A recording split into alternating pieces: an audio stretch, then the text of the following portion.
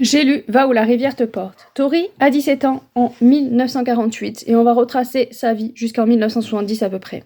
Depuis la mort de sa mère, elle s'occupe de son père, de son grand frère et de son oncle qui est en fauteuil roulant. Elle gère la maison et va aussi travailler dans les champs pour s'occuper du verger. La famille est célèbre pour cette délicieuse pêche.